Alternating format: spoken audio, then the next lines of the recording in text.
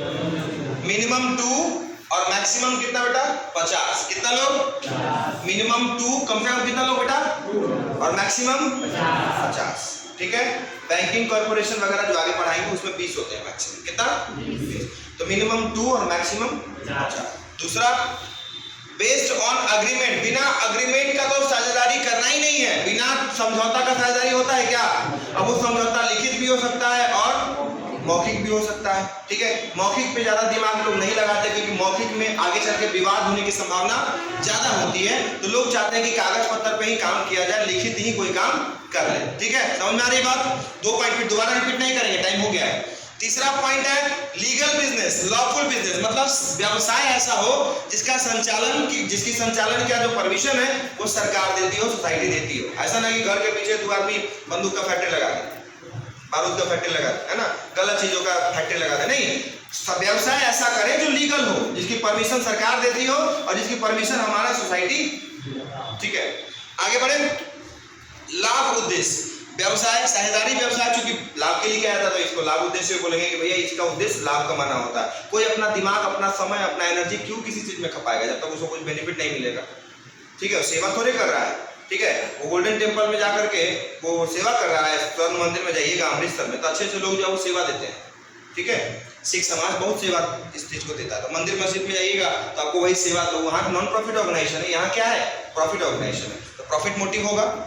उसके बाद है आपका नो सेपरेट एंटिटी, पार्टनर्स व्यवसाय से अलग नहीं है, यानी कि फर्म से अलग नहीं है और फर्म पार्टनर से अलग नहीं है। जैसे मान लीजिए अमन सर इक्वल टू कॉमर्स क्या है और कॉमर्स का इक्वल टू कौन?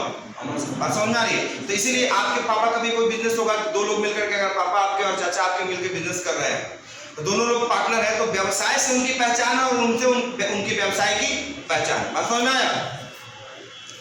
असीमित दायित्व, पार्टनरशिप में ना दायित्व असीमित होता है। असीमित होने का मतलब कि अनलिमिटेड लायबिलिटी होता है। लायबिलिटीज बहुत सारे होते हैं, मतलब ये आप लिमिटेशन नहीं लगा सकते हैं। सोल ट्रेड की तरह इसमें भी दायित्व जो है वो असीमित होगा। असीमित दायित्व का मतलब आपके ऊपर रिस्पॉन्सिबिलिटीज बहुत ज्यादा होगी। ठीक है, अगर आप जैसे सोल ट्रेड में क्या होता है कि 9 बजे दुकान क्लोज करने का समय है, अब कोई पार्टनर, कोई कस्टमर आ गया, बोला हमको 2000 का सामान लेना है, तो उसको नहीं दीजिएगा, स्टाफ चला गया, लेकिन आपका दायित्व वहां पे है। बात समझ में आया? क्लियर? जितना ऊंचा पद, जितना ज्यादा मतलब बेनिफिट, उतना ज्यादा रिस्पॉन्सिबिलिटी होता है। बैंक में देखते होंगे क्लर्क लोग चला जाता है, पीओ लोग को क्या होता है, टाइम लगता है, एक्स्ट्रा टाइम देकर के जाना पड़ता है, मैनेजर को और समय लगता है, पूरा सिस्टम देख करके तब जाता है ना। तो इस तरह से जितना ऊंचाई पे जाइएगा ना उतना ज्यादा रिस्पॉन्सिबिलिटी आपका बढ़ता चला जाएगा। ठीक है, आगे लाभ विभाजन, लाभ का विभाजन होता है प्रॉफिट शेयरिंग। जो प्रॉफिट होगा बिजनेस में, जो प्रॉफिट हम लोग अर्न करेंगे, 2 लोग 4 लोग मिलकर जो बिजनेस कर रहे हैं, तो उसका जो प्रॉफिट होगा उसको हम आपस में मिलकर बांट लेंगे। Is that clear? छठा है म्यूचुअल एजेंसी। म्यूचुअल एजेंसी मतलब है आपसी एजेंसी। आप किसी ऐसे व्यक्ति के साथ पार्टनरशिप करेंगे जिससे आपका डेली झगड़ा होता हो, आप ऐसे व्यक्ति के साथ करेंगे जिससे आपका अच्छा संबंध हो, क्योंकि पार्टनरशिप रोज रोज तोड़ने का चीज नहीं है। उसको आप जिसके साथ अच्छा संबंध हो, म्यूचुअल एजेंसी हो आपका, म्यूचुअल रिलेशन हो आपका। यहाँ पर एजेंसी की जगह पर आप रिलेशन भी लिख सकते हैं, तो म्यूचुअल रिलेशन होना चाहिए, तभी आकर जाके आपका व्यवसाय लंबे समय तक चलेगा। ठीक है, आगे है नेक्स्ट आपका मैनेजमेंट बाय ऑल और वन और मोर देन वन। ठीक है, एक या एक से अधिक लोगों के द्वारा या सब के द्वारा प्रबंध। मैनेजमेंट जो होगा, मान लीजिए 4 आदमी, तो 4 आदमी मिलकर भी कर सकते हैं काम, पूरा बिजनेस देख सकते हैं, या कोई उसमें से एक भी देख सकता है या उनमें से कोई 2 भी देख सकता है। ठीक है, बात समझ में आया?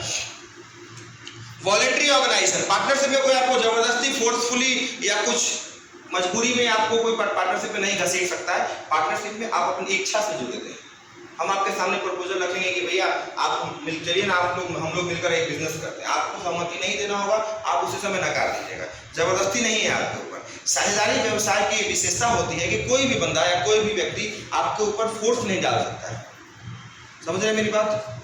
उसके बाद है आपका utmost good faith. Good faith मतलब अगर पार्टनरशिप में जुड़ गए तो आपको अपने पार्टनर के प्रति वफादार और उसके प्रति आपको मतलब सदविश्वास उसके ऊपर रखना पड़ेगा। सदविश्वास मतलब होता है, जैसे मान लीजिए कि हमारा टिंकू के साथ हमारा पार्टनरशिप है, अब उसके बारे में कोई बोल जाएगा सर आपके बारे में शिकायत कर रहा था, तो हम बोलेंगे कि नहीं वो नहीं कर सकता है।